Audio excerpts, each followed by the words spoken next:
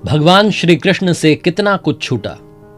जीवन की शुरुआत में माता पिता छूटे, फिर जो नंद यशोदा मिले वो भी छूटे।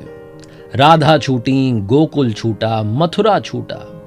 जीवन भर कुछ ना कुछ छूटता ही रहा, लेकिन जो नहीं छूटी वो थी भगवान श्री कृष्ण की सकारात्मकता और उनकी मुस्कान।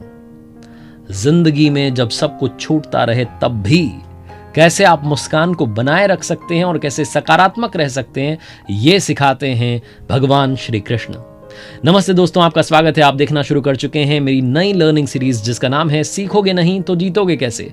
और आज मैं बात करूंगा उन 5 बातों की जो हम सभी को सीखनी चाहिए भगवान श्री कृष्ण से। जब जीवन में कुछ भी समझ में ना आए तो एक काम कीजिएगा, हमारा जो पवित्र ग्रंथ है श्रीमद् भगवत गीता, उसे पढ़ना शुरू कीजिएगा।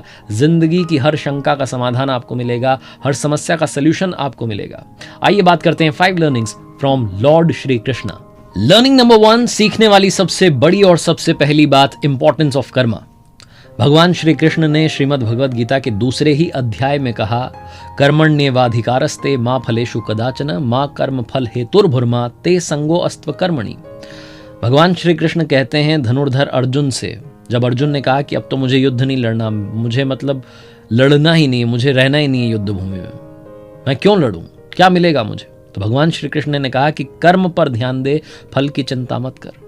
भगवान श्री कृष्ण ने कहा कि जो मोह है फल से, उससे खुद को डिटैच कर लो। ये जो यात्रा है मंजिल तक पहुंचने की, इस जर्नी को एंजॉय करो। भगवान श्री कृष्ण ने जो समझाना चाहा था अर्जुन को श्रीमद् भगवत गीता में, इसको और अच्छे से समझने के लिए मैं रोजाना शाम में यथार्थ गीता पढ़ता हूँ।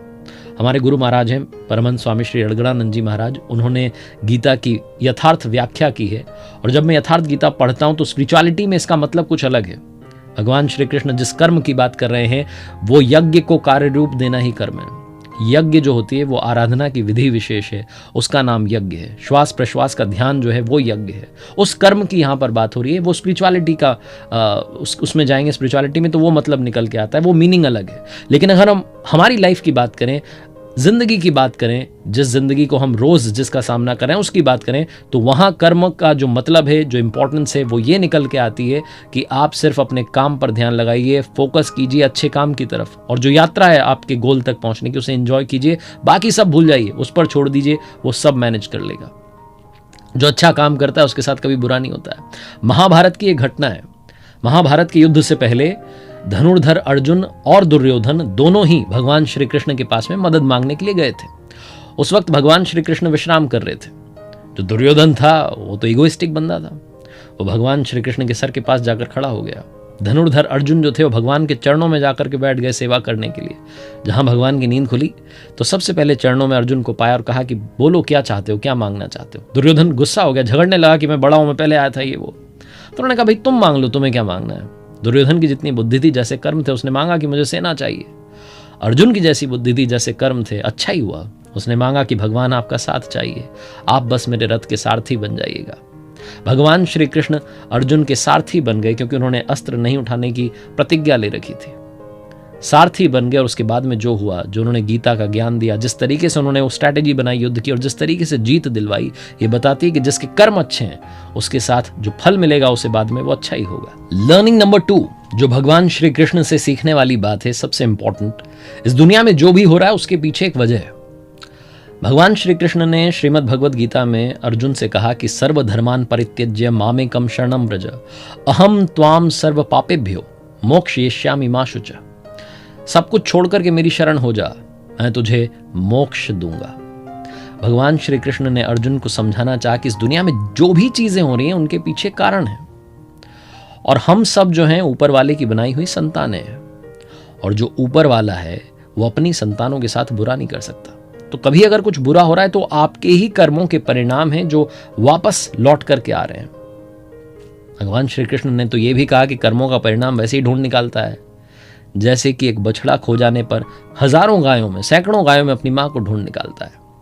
तो इसलिए अच्छा होगा, इस बात में यकीन रखिए, अपने आप को ऊपर वाले को सौंप दीजिए, उसके बाद भूल जाइए, बाकी सब कुछ उन्हें देखना है। एक बहुत छोटी सी कहानी है जो महाभारत के युद्ध किए, वो युद्ध भूमि जब उसको तैयार किया जा रहा था, युद्ध शुरू होने से पहले जब मुआयना करने के लिए भगवान वहाँ पहुंचे, मैंने आपको शायद पहले भी सुनाई, तो एक चिड़िया उड़ती हुई आई और भगवान श्री कृष्ण से कही कि मेरा घोंसला ज़मीन पर आ गया है, यहाँ हाथियों ने पेड़ वगैरह हटा दिए, मेरी मदद कीजिए। भगवान श्री कृष्ण ने कहा मैं होने को नहीं टाल सकता, जो होगा वो होके रहेगा।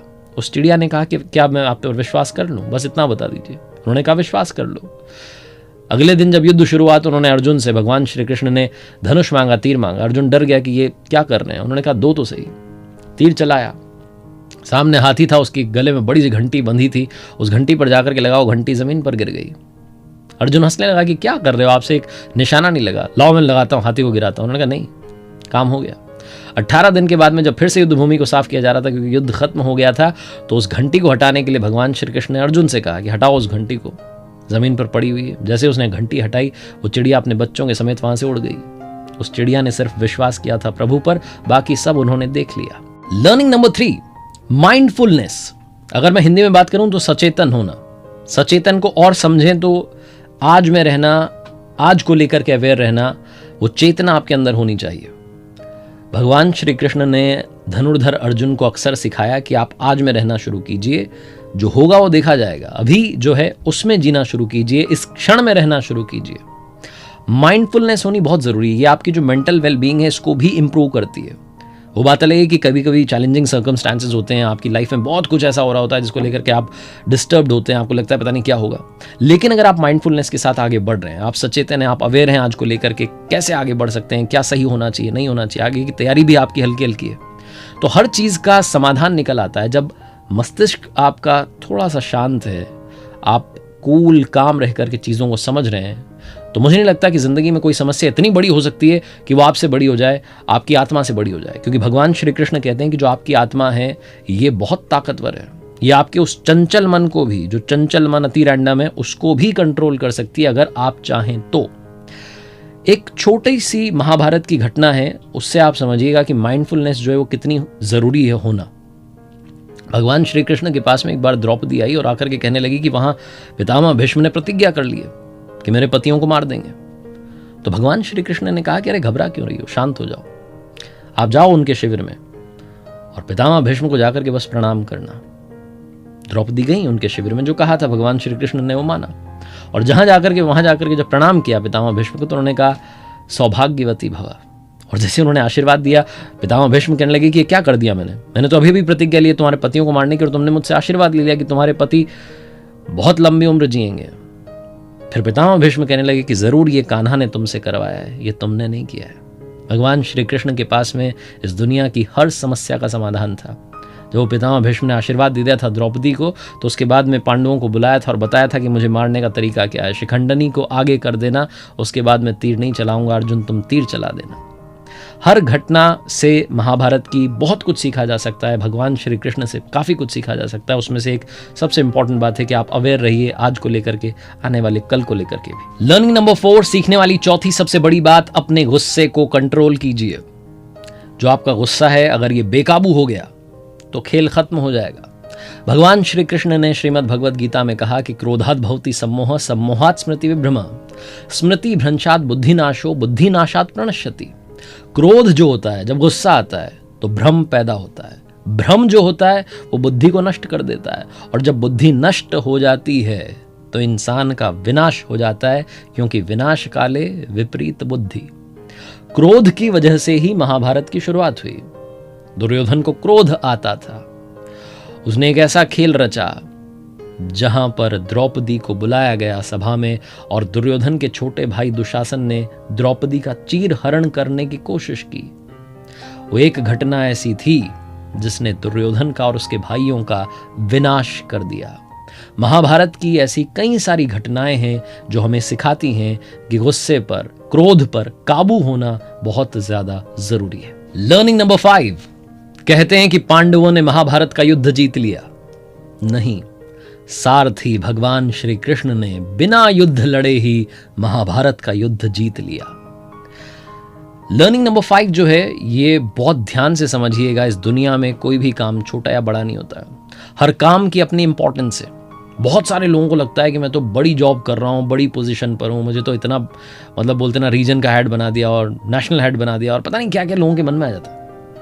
जो छोटा काम कर रहा होता है उसको छोटी नज़र से देखते हैं कि अरे छोटा सा काम करता है, छोटी सी जॉब है, छोटी सी सैलरी है। नहीं, भगवान श्री कृष्ण ने सारथी बनना भी स्वीकार किया क्योंकि उन्हें लगा कि ये जो काम है ये मेरे सखा अर्जुन को, उसके परिवार को जीत दिला सकता है।